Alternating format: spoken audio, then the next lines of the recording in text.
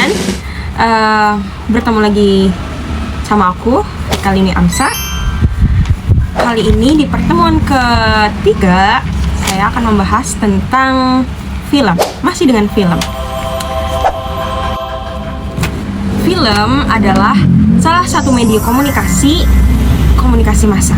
Nah, yang paling populer dan efektif teman-teman, film itu adalah karya seni yang menggabungkan gambar bergerak, suara, dan unsur naratif untuk menyampaikan cerita, gagasan, nilai, atau pesan kepada penontonnya.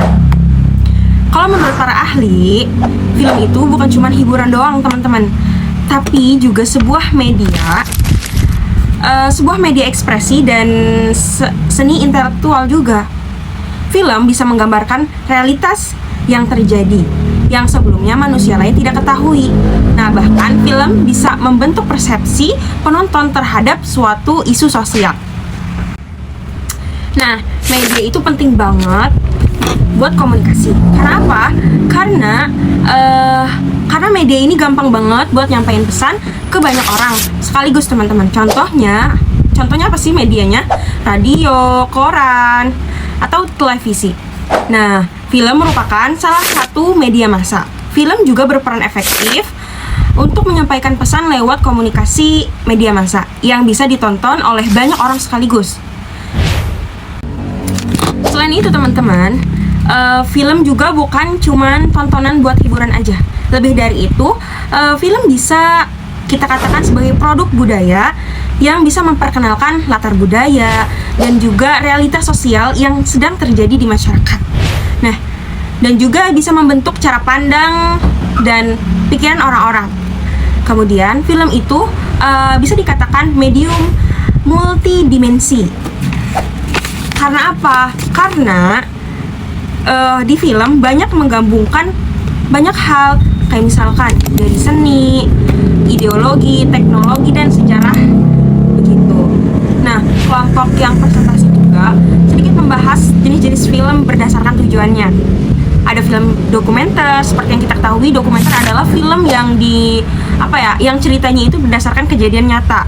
Ada film fiksi juga, yaitu film yang ceritanya dibuat tidak sesuaikan fakta atau fiktif gitu, karangan gitu.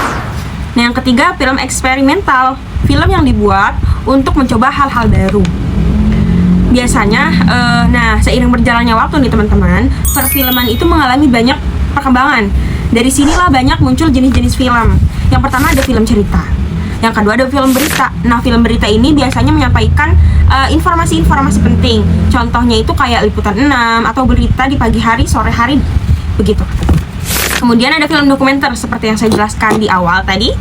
Nah, kemudian ada film kartun, film animasi atau film dengan gambar bergerak. Biasanya film kartun ini disajikan untuk anak kecil, tapi banyak juga loh remaja yang kayak kita yang masih menonton film-film kartun untuk menemani makan atau sekedar refreshing gitu. Kemudian film itu juga ada banyak genre loh. Ada yang romance, ada yang horor, ada aksi, ada komedi, dan banyak lagi. Kira-kira teman-teman sukanya yang genre apa nih? Oke.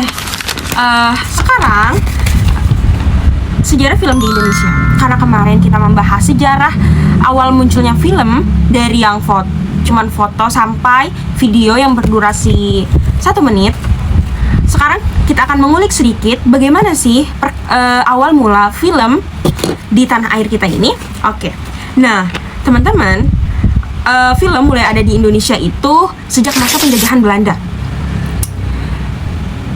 Sebagai ciri dari modernisasi waktu itu, lalu mulai diproduksi film-film dengan latar belakang Hindia Belanda. Hindia Belanda ini adalah nama sebutan Indonesia pada waktu itu. Film cerita di Indonesia dibuat pertama kali di Indonesia yang berjudul Lutung Kasarung. Film ini diangkut dari cerita rakyat Sunda. Kemudian banyak muncul perkembangan pada perfilman Indonesia. Oke, segitu aja dari aku. Kurang lebihnya mohon maaf. Wassalamualaikum warahmatullahi wabarakatuh. Dadah.